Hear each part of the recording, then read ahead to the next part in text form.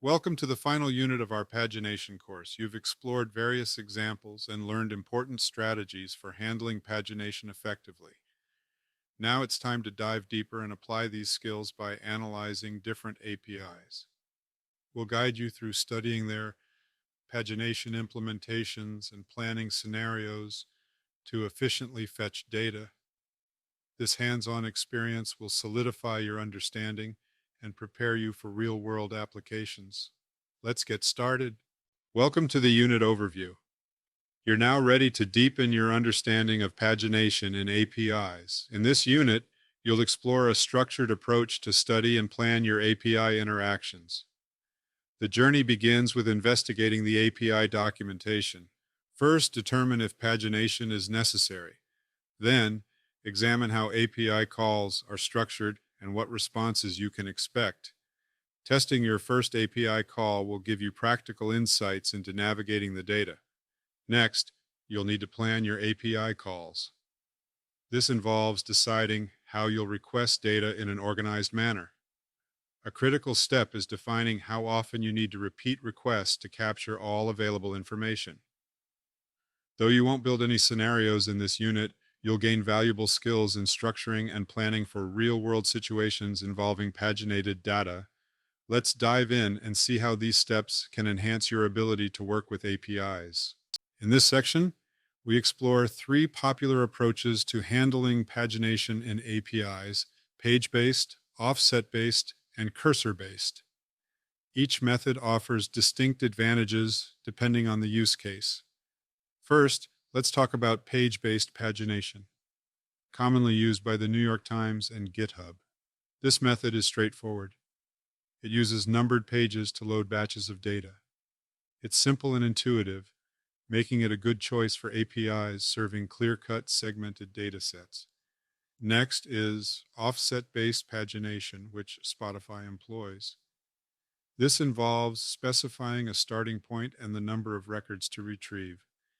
It's beneficial when dealing with data sets where you want flexibility in deciding which part of the data to access. Finally, cursor-based pagination used by Google Drive involves a token or marker that moves through data sequentially. This approach is efficient for real-time applications and large data sets because it maintains more reliable positioning, even when the data changes between requests. As you work through these examples, consider the method that best fits your needs and practice planning out how you would implement each approach. This exercise will deepen your understanding of handling paginated data across different APIs. Welcome to our practice session on API pagination. Here we're exploring three types of pagination: page-based, offset-based, and cursor-based. Each method offers a unique way to handle large sets of data efficiently. First, let's discuss the New York Times API, which uses page-based pagination. This method divides data into discrete pages, much like a book, allowing for straightforward navigation through extensive archives. This is particularly useful when searching for articles ranging from current to historical content, giving you quick access to headlines and abstracts. Next, consider GitHub and Spotify, which utilize offset-based pagination. This involves specifying a starting point and a limit, making it ideal for situations where you need to access data starting from a specific record. This flexibility supports dynamic applications like music streaming or viewing repository details. Lastly, we have the Google Drive API utilizing cursor-based pagination. Cursors mark the position of our last retrieved item, ensuring seamless data retrieval even as new items are added.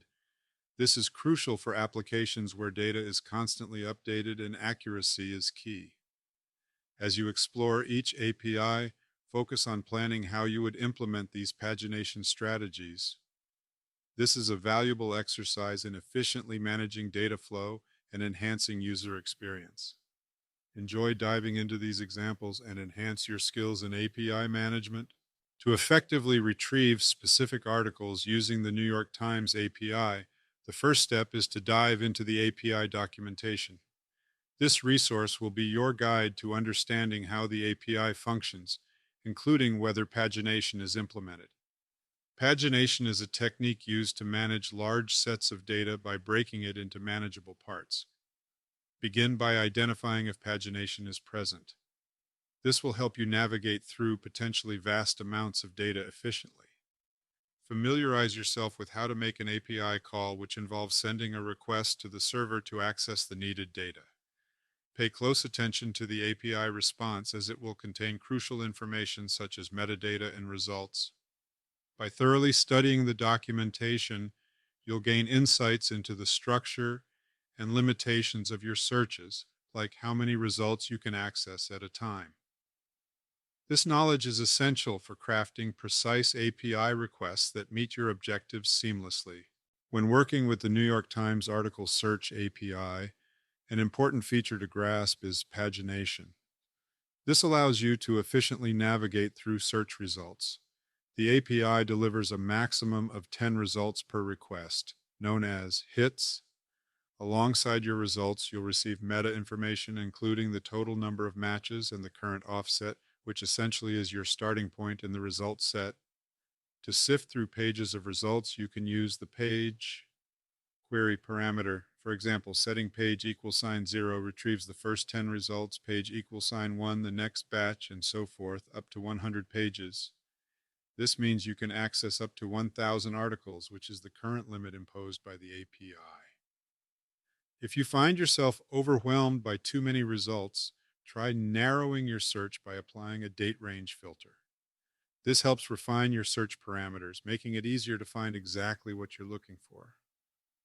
For more details, it's beneficial to explore the documentation further, especially the section dedicated to pagination. Understanding both page-based and offset-based pagination will enhance your ability to retrieve and manage data effectively. Let's dive into how pagination works with the New York Times article search API. When you make an API call, you'll receive a maximum of 10 articles per page. This quantity is fixed, meaning you can't increase or decrease it through the API call itself. To navigate through large sets of data, use the page parameter in your query. This allows you to specify which page of results you wish to retrieve. For example, setting page =0 will fetch the first 10 results, page =1 the next 10, and so on.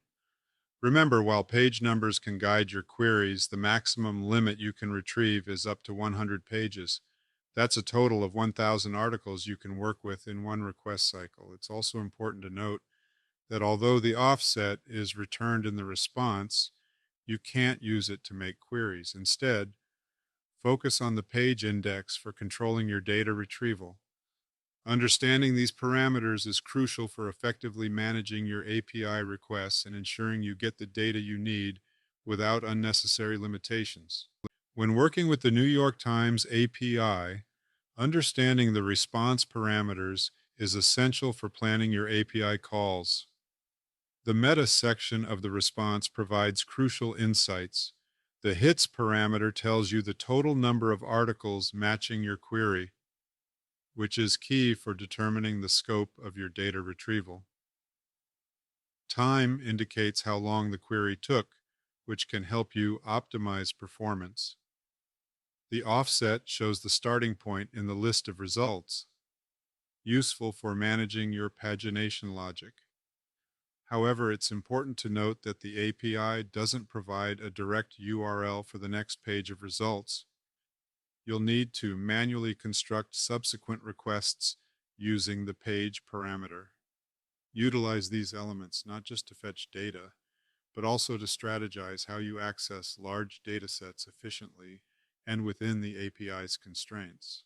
In this practice session, you'll explore how different APIs implement pagination. Pagination is a crucial concept when you're dealing with large data sets, as it allows you to manage and access data efficiently by breaking it down into manageable chunks. Let's start with page-based pagination like the one used by the New York Times and GitHub. This method divides data into discrete pages. When making an API call, you specify which page of results you want to view. It's similar to flipping pages in a book, where you can jump to a specific page number. Next, we have offset-based pagination, seen in APIs like Spotify. Here you determine the starting point or offset of your data and how much data you want returned. This approach is useful when you want to skip over a set of results, much like moving a slider to access a particular section of a playlist. Finally, there's cursor-based pagination implemented by services like Google Drive. Rather than focusing on pages or arbitrary offsets, this technique uses a cursor, a marker indicating your place in the dataset. It's beneficial for continuously changing data, providing a more dynamic and reliable way to navigate information. As you interact with these APIs, focus on planning your approach to handling paginated data. Consider how you would implement each type to maximize efficiency and accuracy. Remember, the goal here is not to build scenarios, but to understand the planning and decision making involved in working with diverse pagination methods. To start using the GitHub API to retrieve all issues from a specific repository, your first step should be to dive into the API documentation. This documentation is your roadmap, guiding you through the API's functionality and how you can interact with it effectively. Begin by confirming if pagination is implemented. Pagination is crucial because it helps manage large sets of data by breaking them into manageable chunks. This makes data retrieval more efficient and prevents overwhelming the server with large requests. Next, take a close look at the structure of an API call. This involves understanding the endpoints, required parameters, and authentication methods you'll need. Knowing how to structure your API requests correctly will enable you to retrieve the exact data you need. Lastly, you'll want to familiarize yourself with the API response. This is typically in JSON format and contains all the data returned by your API call. Understanding how to parse and handle this data is vital for processing the issues you're retrieving. Following these steps will ensure that you can effectively leverage the GitHub API for your specific needs, making your data retrieval process both smooth and efficient. And understanding pagination is essential when working with the GitHub API. It helps you manage responses that contain a large amount of data by breaking it down into smaller, more manageable pieces. The per_page parameter is your tool for deciding how many items you want in each of these smaller divisions or pages. For instance, setting per_page to 50 would mean each page returns 50 items from the dataset. Another crucial part of pagination is using link headers. When you make an API call, the response includes a header with a link to the next part of the data. This link isn't something you specify in the request. Instead, it's automatically provided by the server as part of the response. It guides you to the subsequent page of results, ensuring you don't miss any data that fits your query. The GitHub documentation offers a dedicated section on pagination. Exploring this will deepen your understanding of how to efficiently retrieve all the information you need without overloading your requests. To effectively retrieve issues from a specific GitHub repository, you'll want to start by exploring the GitHub documentation page. This is your go-to resource for understanding how to structure your API calls. To get started with making an API call, utilize the GET method. You'll append the following endpoint to the base URL, which is https://api.github.com. The endpoint you need is repos owner repo issues.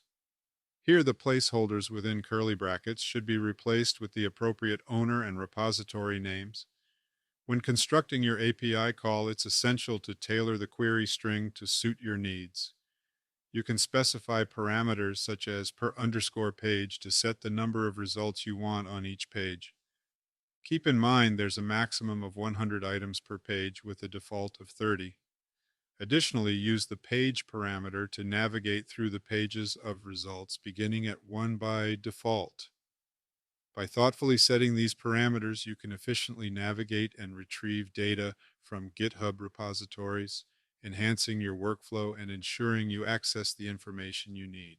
Understanding pagination in GitHub's API is crucial for efficiently managing and retrieving data. The response headers include links that facilitate navigation through paginated results. Specifically, the rel attribute indicates the relationship of each link to the current page. For instance, relep previ gives you the URL to the previous page, allowing for backward navigation. Similarly, relep next helps you proceed to the subsequent page. Additionally, rel cycle last provides the link to the final page of your data set. This is particularly useful as it allows you to determine the total number of pages available. By using the last page's URL, you can calculate how many iterations are needed to cover all data. Conversely, the absence of an rel next link signals that you've reached the end of the available pages. This method of pagination helps manage limited results per API call effectively, ensuring efficient data processing and retrieval. Now, let's dive into the practical application of pagination in various APIs. We have three main types here: page-based, offset-based, and cursor-based pagination. Page-based pagination, as seen with the New York Times API or GitHub, helps you navigate through data by dividing it into discrete pages. This method is simple but may not be the most efficient with large data sets, as it can result in duplicate data if items are added or removed between requests. Offset-based pagination is used by services like Spotify. Here you specify an offset, telling the API the position in the dataset from which to start returning results. This method is more flexible but can compound delays with larger data volumes. Finally, cursor-based pagination employed by Google Drive uses a unique identifier to fetch results, ensuring no data is skipped or duplicated. This is particularly effective for real-time data updates. While you'll explore these concepts further by reviewing each API, think about how you would apply these pagination techniques when handling large data sets efficiently. When you want to retrieve detailed information about an artist using the Spotify API, the first step is to dive into Spotify's API documentation.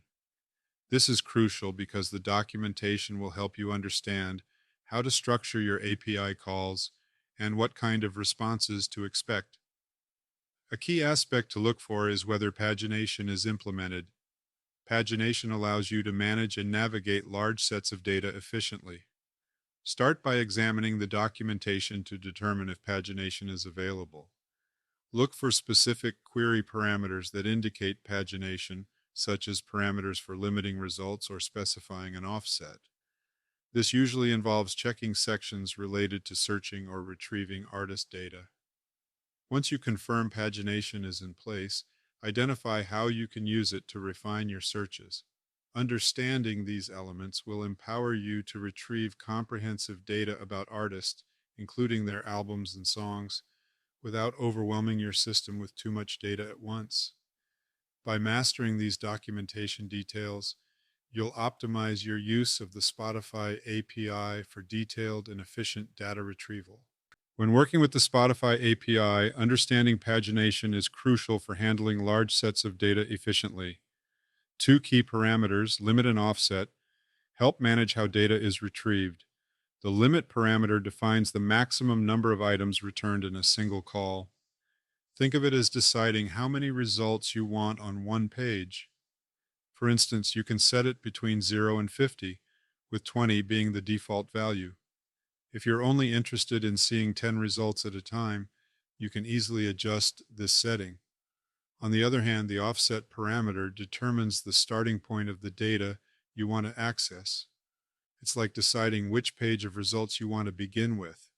The default is set to 0, meaning you'll get results starting from the very first item.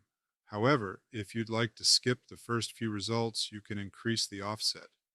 This is especially useful when you're trying to navigate through large data sets by moving from one page of results to the next, using a combination of limit and offset. Incorporating both parameters allows for effective pagination, enabling you to efficiently access massive data collections without overwhelming your application. With this approach, you'll harness the power of the Spotify API and retrieve precisely the data you need.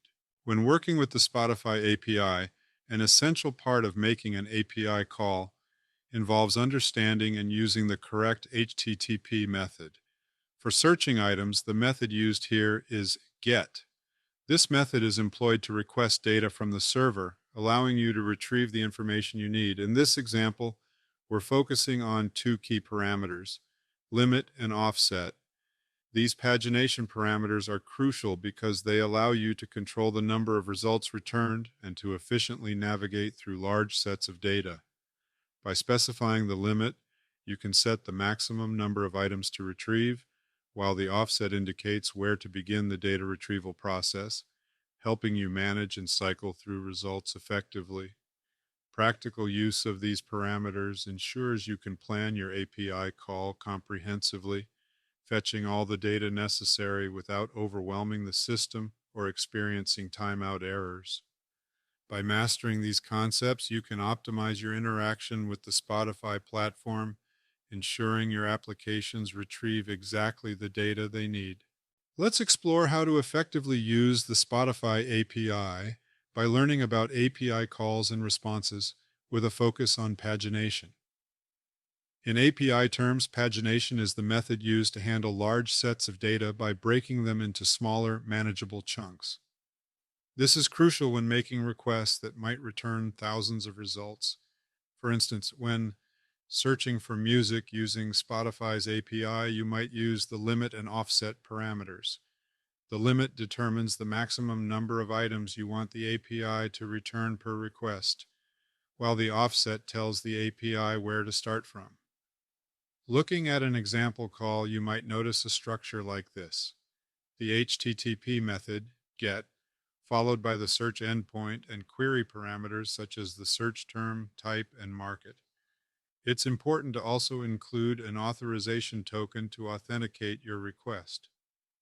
Understanding these elements ensures you can fine-tune your data retrieval, optimizing both your application's performance and the experience for users. Let's delve into how we can make an effective API call using the Spotify API.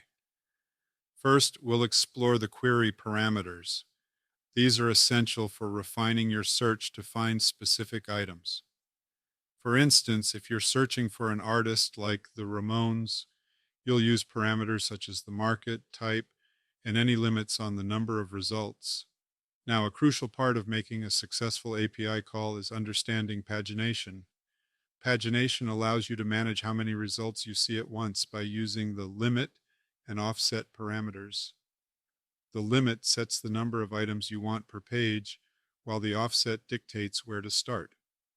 By adjusting these, you can navigate through a large data set efficiently. As you familiarize yourself with these parameters, you'll be better equipped to plan and execute API calls that retrieve the exact data you need. This not only streamlines your search process, but also optimizes how you interact with the API, ensuring you get comprehensive results quickly. In this section, we're diving deeper into how the Spotify API handles retrieving data, specifically through the use of pagination. When making an API call to Spotify, you'll encounter various parameters that help tailor your request. Among these, the limit parameter is crucial as it determines how many items are returned in one page of results. By default, this is set to 20, but you can adjust it to fit your needs depending on how much data you wish to process at a time. Pairing the limit with the offset parameter allows you to navigate through large sets of data efficiently. Think of it as flipping through pages of search results. Each call retrieves a new set of items based on these settings. For example, if you're searching for a musician's albums, setting a limit of 10 and an offset of 10 would skip the first 10 items and display the next 10, showing you what might be on the second page of results.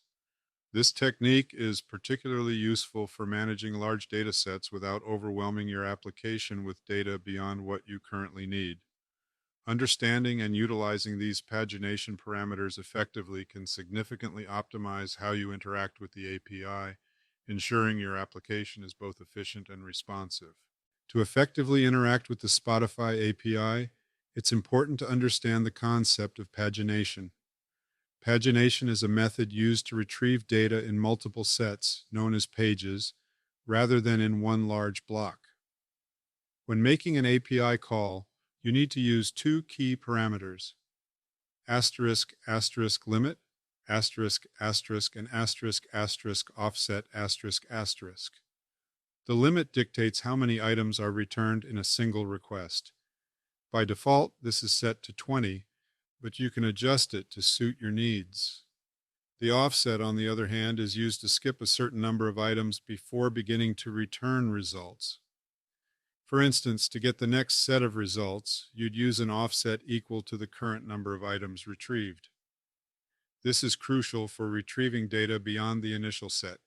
In practice, let's say you are searching for artists like the Ramones in the UK market. Your API call would look something like this.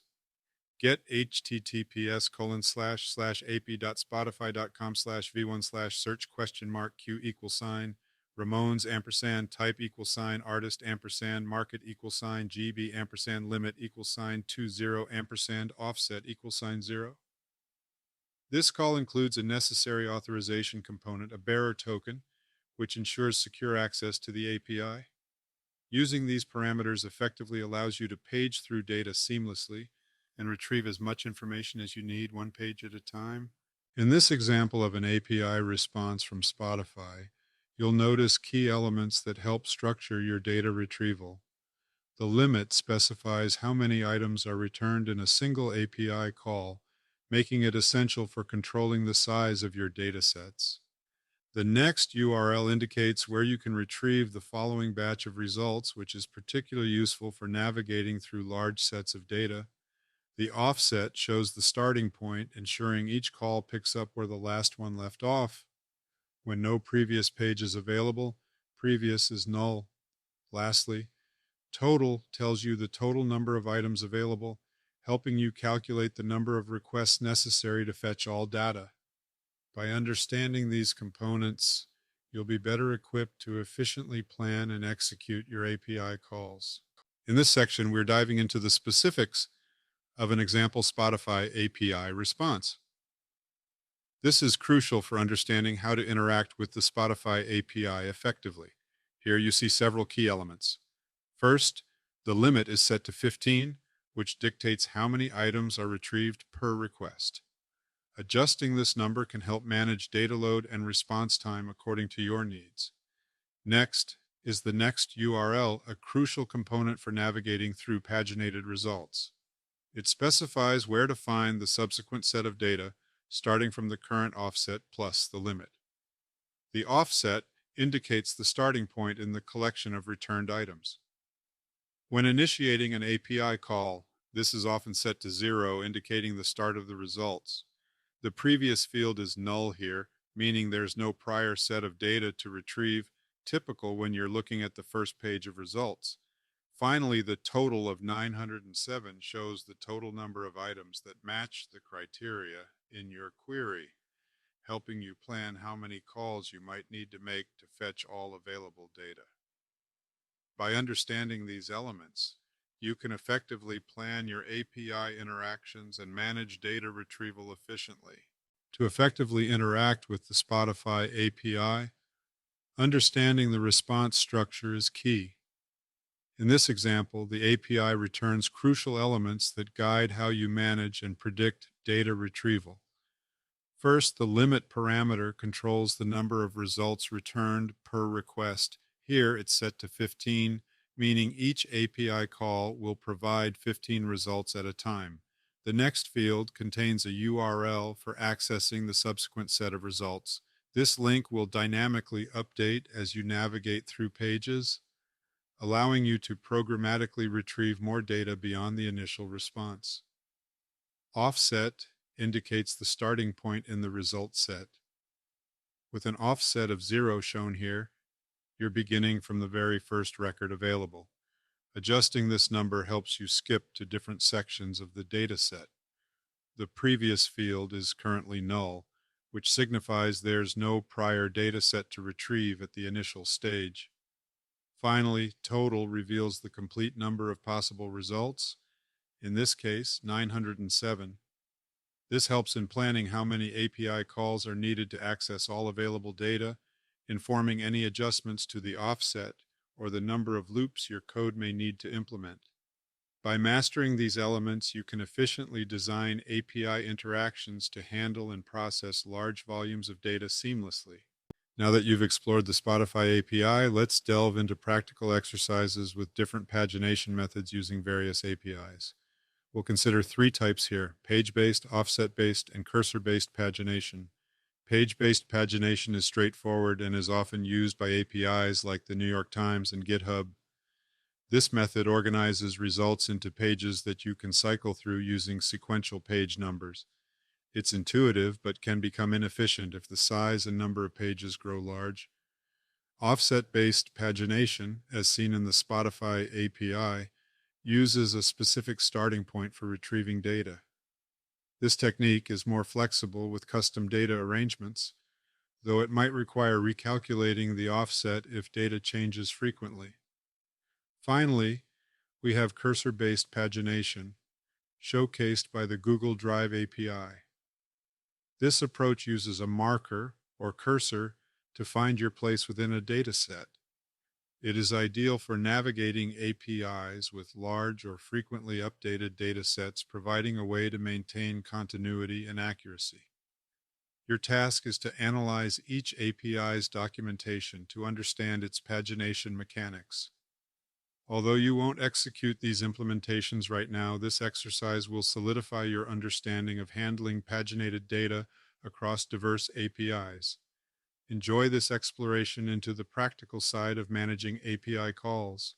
To effectively list all the files in your Google Drive using the Google Drive API, it's essential to first dive into the documentation.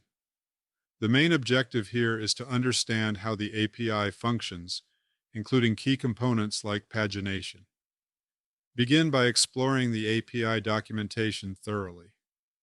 This will not only give you insights into making API calls, but also help you identify if pagination is implemented. Pagination is crucial for managing large sets of data by breaking them down into more manageable chunks. As you study, focus on the structure of the API call and familiarize yourself with the format of the API response. Understanding these elements will enable you to interact with the Google Drive API more effectively and efficiently. Manage the data you're working with. Remember, a clear grasp of the documentation is your first step towards mastering the use of the Google Drive API for listing files effortlessly. Understanding how pagination works in the Google Drive API is crucial for handling large sets of files effectively. While the documentation doesn't have a dedicated section on pagination, it's important to examine the method files.list section closely. Firstly, let's talk about two key parameters, page size and page token. The page size parameter allows you to specify the maximum number of files you want to retrieve in one go. This is useful because it helps manage and limit the amount of data processed in a single request, keeping it efficient and avoiding overload. Next, we have the page token. This is vital for navigating through pages of data. After you receive an initial set of files, the response might include a next page token. Using this token with the page token parameter in your next API call allows you to continue retrieving the next set of files seamlessly. In essence, by utilizing these two parameters, you can effectively implement cursor-based pagination, which helps you manage large data sets by chunking data into smaller, more manageable pieces. Remember, efficient pagination can significantly enhance the performance and responsiveness of your application when dealing with large file volumes on Google Drive. Let's delve into how Google Drive's API manages data retrieval through pagination. First, when making an API call, you can use the page size parameter in the query string. This defines how many items you want to retrieve in one go. It's like asking for a limited number of results at a time, which helps manage large data sets more efficiently. Next, there's the page token parameter. This is essential for accessing the next set of items in your data. Imagine you're reading a long book and the page token acts as a bookmark, helping you pick up where you left off. Each time you finish a page, you use this token to continue to the next one. Remember, you need to set the page token to the next page token value returned in your previous response. This ensures a seamless transition between data segments, allowing you to navigate through extensive lists without losing your place. By understanding and utilizing these parameters, you can efficiently handle data pagination in Google Drive's API, ensuring smooth and organized data processing. When you're working with the Google Drive API, understanding the API response structure is crucial. Let's explore an example of what you might receive after making a request. First, we have the next page token. This string is essential for paginating through your data. It marks your current position within a data set, enabling you to retrieve the next set of results with your subsequent API call. Next is the kind field, which also holds a string. This indicates the type of item returned, helping you identify the nature of each piece of data within the response. The incomplete search is a Boolean, signifying whether the search was able to return all the results based on your query. A value of true means the search couldn't complete fully, often due to size or quota constraints. Finally, the files array contains objects representing each file returned by your query. Each object includes the file's details as specified in the API documentation. These components help plan your API calls effectively, as you'll need them to handle data efficiently, especially when dealing with larger data sets. Since the API doesn't provide the total number of items, you'll need to implement a method similar to the one discussed in Unit 3 to manage pagination smoothly. In this section, we're focusing on key parameters that are essential when working with Google Drive's API. Understanding these parameters will help you effectively plan your API calls. First, let's talk about the next page token. This string acts like a bookmark, allowing you to continue retrieving files from where the previous request left off. It's especially useful when dealing with a large number of files. Next, we have kind. This string helps identify the nature of the returned resource, which is typically useful for validating the type of data you're working with. The incomplete search parameter is a Boolean. It indicates whether the search results are incomplete. This could happen if certain files aren't yet indexed by Google Drive. Finally, the files array contains objects representing each file retrieved from Google Drive. Each object in this array contains detailed information about a particular file, which you can use to process within your application. A notable point is that the API doesn't return the total number of items, so you need to utilize the method you learned earlier in Unit 3 for handling pagination. This ensures you can smoothly navigate through the data without any interruptions. In this section, we're examining a typical API response from Google Drive. This is pivotal for understanding how to interact with the API effectively. First, notice the next page token field. This is a string that allows you to paginate through large sets of data, fetching subsequent pages as needed. The kind field identifies the type of resource represented in the response. Meanwhile, incomplete search is a Boolean value that informs you if the search was partial or incomplete due to constraints like timeouts. The files array is of particular interest. This is where the list of files returned by the API is stored. Each object within this array represents a file retrieved from your Google Drive.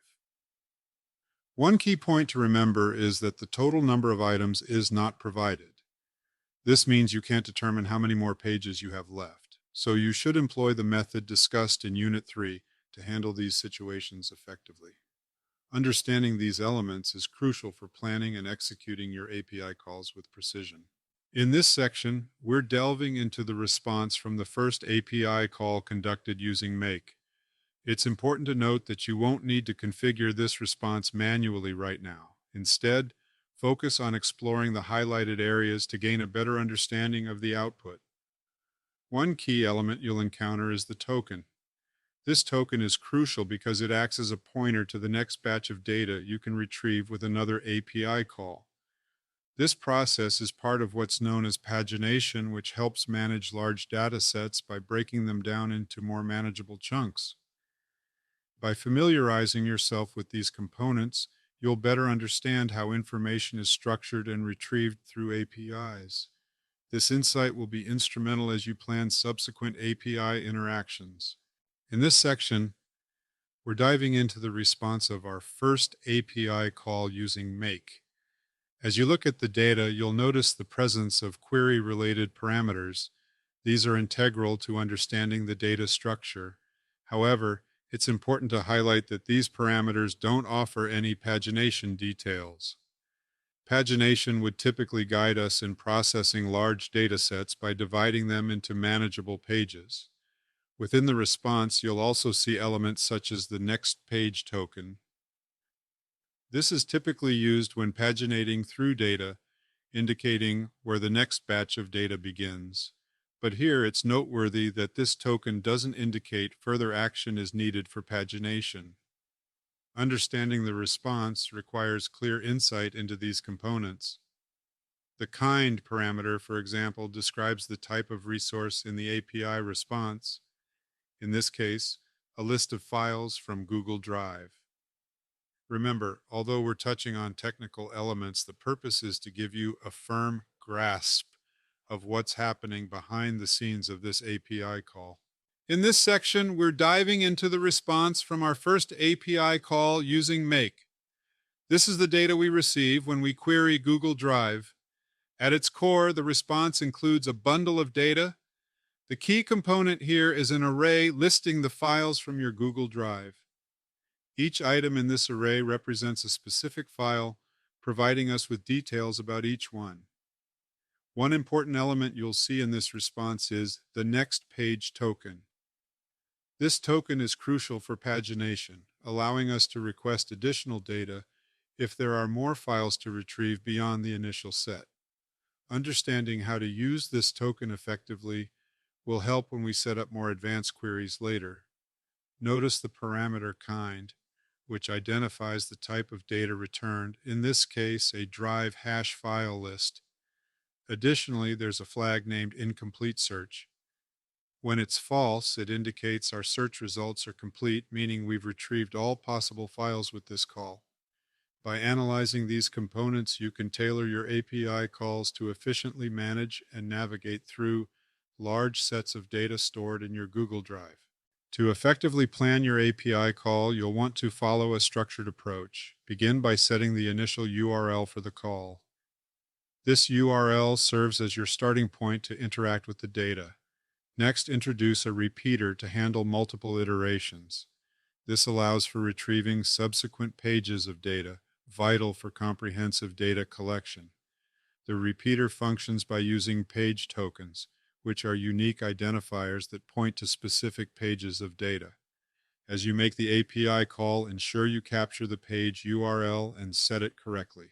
Remember, the next page token returned by the API will be essential. Store this token as a variable to include in your query string for subsequent calls. This process of setting and getting variables is a technique you've encountered earlier, and it helps in managing and efficiently processing your data flow. By carefully constructing this framework, you pave the way for more dynamic and adaptable API calls, ensuring seamless data retrieval and integration.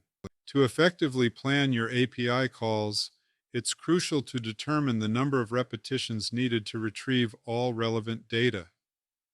Often, the total number of items isn't directly provided, so a strategic approach is necessary. Start by ensuring you gather all items while avoiding the processing of empty data bundles. One way to tackle this is by setting a high repetition limit. Although it's important not to exceed 10,000 pages, we recommend starting with a more manageable number like 50 for this scenario. When the last page of data is reached, the page token will be empty. Assign the value stop to this token to prevent further needless requests. Implement a filter that allows only the necessary data to proceed to the HTTP modules, ensuring that bundles move forward only when the page token isn't set to stop. This method ensures efficiency in handling your API requests, optimizing the retrieval process, and avoiding unnecessary operations. As we dive into scenario planning, it's important to remember the overall goal, understanding how the various modules can work together, even without actually building them right now.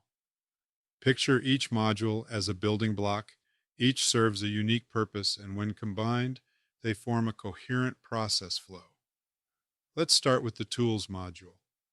This module typically handles setting and managing multiple variables, essential for defining parameters or conditions used in the scenario.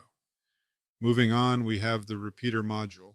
Its role is crucial for any iterative tasks, allowing for repeating an action or sending a repeated request until a certain condition is met. Following this, another Tools module appears, reinforcing the dynamics by possibly recalibrating or reapplying configurations as the scenario progresses. Next up is the HTTP module. Think of this as your bridge to interact with external systems.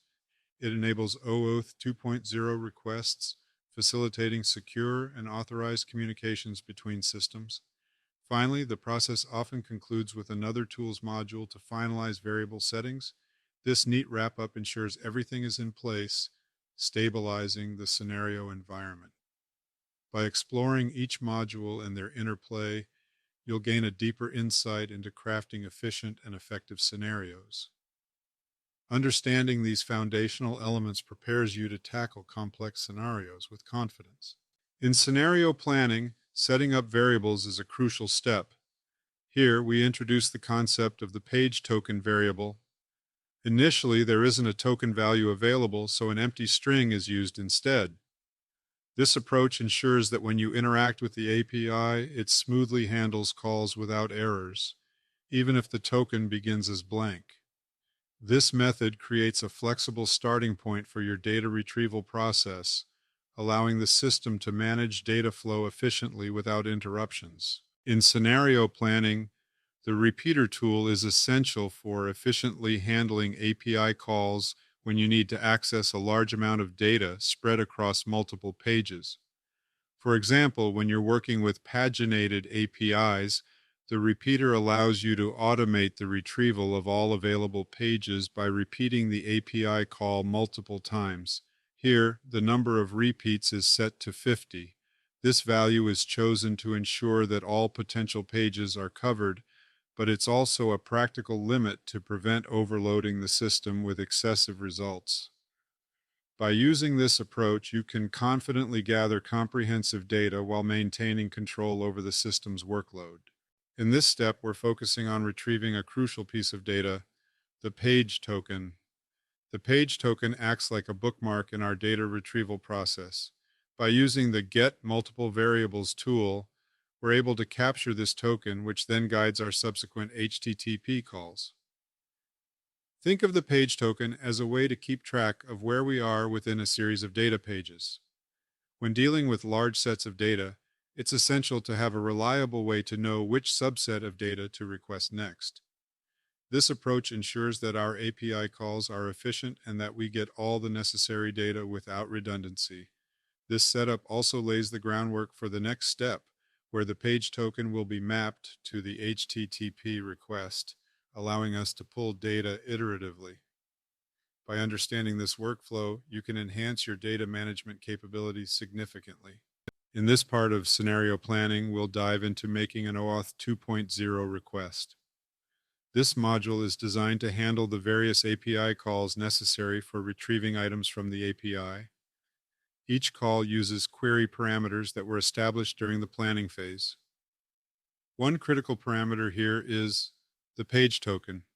This is mapped from the earlier setup, ensuring that the request can page through data properly.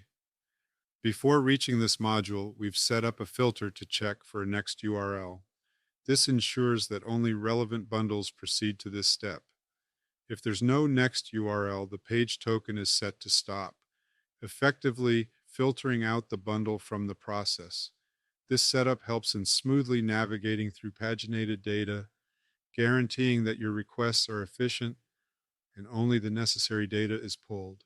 Now we're going to discuss a key module often used in API scenario planning, setting multiple variables. This tool helps update the page token variable by using the next page token string returned by the API call. Think of it as a way to keep track of where you are as you navigate through pages of data. If you're using the ifempty function, it's your safety net in case something goes wrong. If the next page token doesn't have a value, this function steps in, assigning a stop value. This ensures unnecessary repetitions are filtered out, streamlining your process and helping your system run more efficiently. Understanding how to manage these tokens effectively is crucial for handling data pagination smoothly in any API integration. Congratulations on making it to the wrap up of our API pagination exploration. Throughout this session, you've engaged with several examples that demonstrate how to effectively retrieve data using pagination and API calls. It's important to remember that each API may handle pagination differently, offering various options based on its design and your specific needs. This flexibility allows you to tailor solutions to best fit your requirements. If you're eager to expand your skills further, experimenting with other APIs can be invaluable. We've highlighted a few popular ones such as Google Books, Meta, and the Microsoft Graph API, which are excellent for learning more about different pagination methods. Diving into their documentation will provide you with additional insights and expanded hands-on experience. Keep practicing, and soon you'll be adept at navigating any API pagination challenge that comes your way. Congratulations on completing the final unit of our pagination course. This is a significant achievement, and you should be proud of the progress you've made.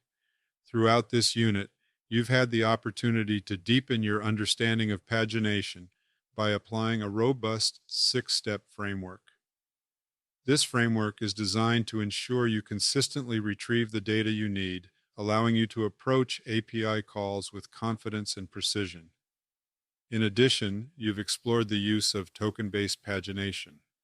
This method is particularly useful when dealing with APIs that handle large data sets, providing a more efficient way to navigate through pages of data without loading everything at once. By integrating this new technique with the skills you've developed in previous units, you're now well equipped to handle a wide range of paginated data scenarios.